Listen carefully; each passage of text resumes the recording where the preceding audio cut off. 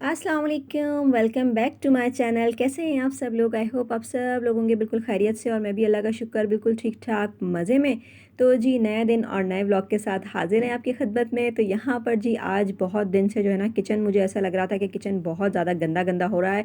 तो मैंने कहा चलें जी आज ऐसा करते हैं कि किचन की जो है ना सारी क्लीनिंग कर ली जाए, क्योंकि किचन जब एक दफ़ा साफ़ हो जाएगा ना तो फिर बहुत ज़्यादा ना सुकून मिल जाता है, क्योंकि सारा दिन हमारा तो वहीं गुज़रता है। वो जो कहते थे ना कि पढ़ लिख कर क्या करना है, आखिर में करना तो वही चूल्हा चौकी है। चूल्हा चौकी कहा जाता है ना, तो वही चूल्हा चौकी कर रहे हैं, बस चूल्हे के आगे जो है ना खड़े रहते हैं हर वक़्त और चूल्हे के आगे काम करते रहते हैं।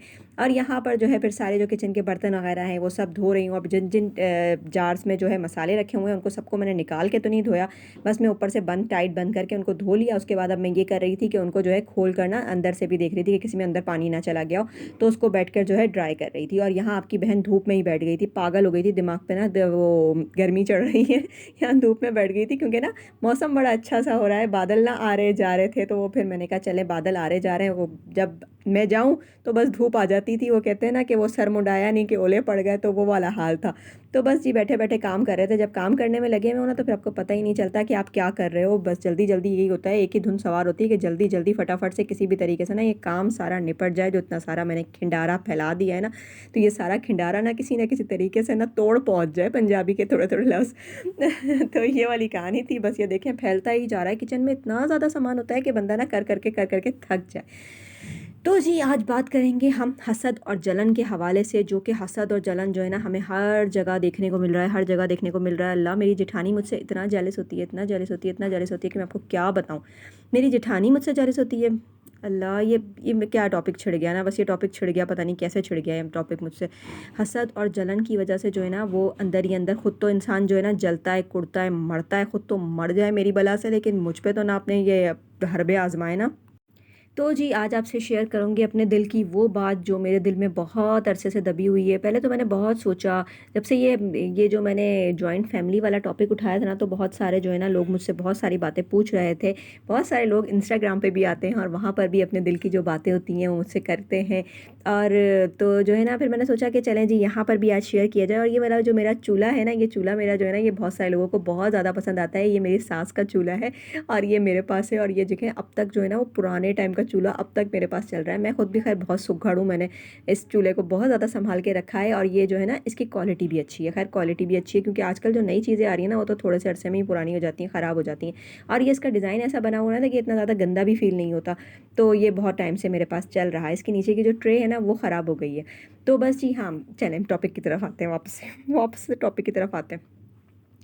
तो जी बहुत सारे लोगों ने ना वो हसद और जलन के बारे में बात हो रही थी, तो मेरे साथ जो है ना बहुत सारे मसाइल हैं। मैं जॉइंट फैमिली को ना बिला वजह बुरा नहीं कह रही। बहुत सारे लोगों को ये लगता है कि क्यों जॉइंट फैमिली को बुरा कह रही हैं, भाई जॉइंट फैमिली बहुत अच्छी होती है, बहुत सारे फ़ायदे हैं, फलाना ढिमकाना ढिमकाना।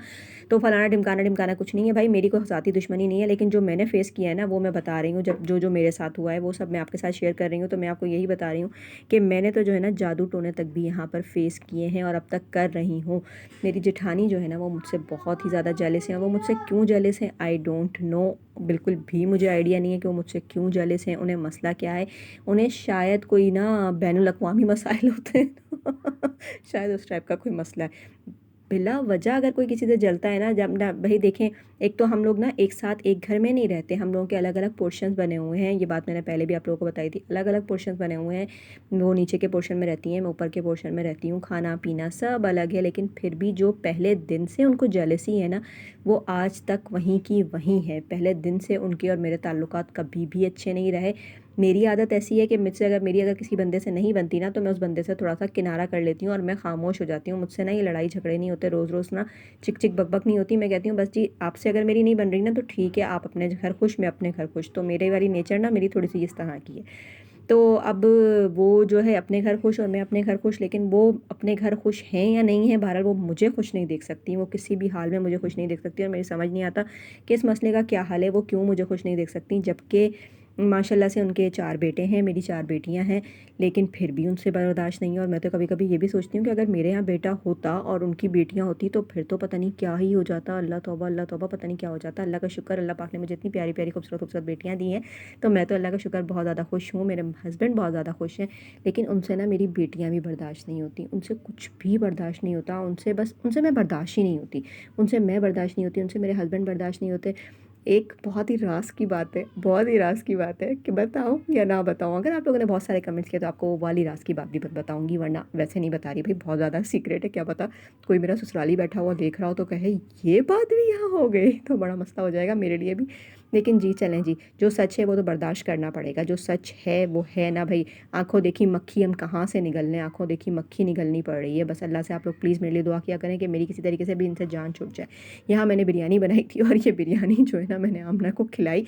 आमना ने बड़े एक्शन से तारीफ़ की और यहाँ आमना का हाल ये था कि गरम-गरम आमना ने बाइट मुँह में ले ली थी और आमना के जो है ना आँखों से आँसू निकल आए थे। मैंने क्लोज़ करके भी आप लोगों को दिखाया, मुँह जो है ना उसका पूरा जलने लग गया क्योंकि गरम-गरम खा लिया। तो ये जो है behind the scene, behind the camera ये सीन चल रहे होता है, तो मैंने तो आज कैमरा बंद नहीं किया। मैंने कहा ये वाला सीन भी आप लोगों के साथ शेयर करूँगी। तो जी, आप लोग दुआ कीजिएगा कि अल्लाह पाक मुझे मेरी जेठानी के शर से बचाए, बस यही है अब मेरा तो मिशन यार। बच जाऊँ, बस किसी तरीके से बच जाऊँ। अल्लाह पाक खैर व आफ़ियत से मुझे उनके शर से बचा ले। बस और क्या बातें कर रही थी पता नहीं मैं। बिरयानी बहुत ही ज़्यादा मज़ेदार बनी थी और आज मैंने ना टिक्का बिरयानी बनाई थी।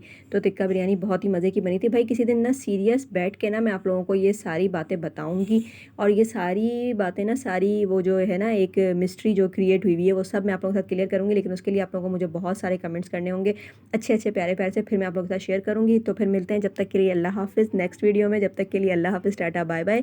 चैनल पे नए आए तो सब्सक्राइब ज़रूर कीजिएगा और वीडियो कब तक लाइक नहीं किया तो जल्दी से लाइक करें। फिर मिलते हैं नेक्स्ट वीडियो में। अल्लाह हाफ़िज़।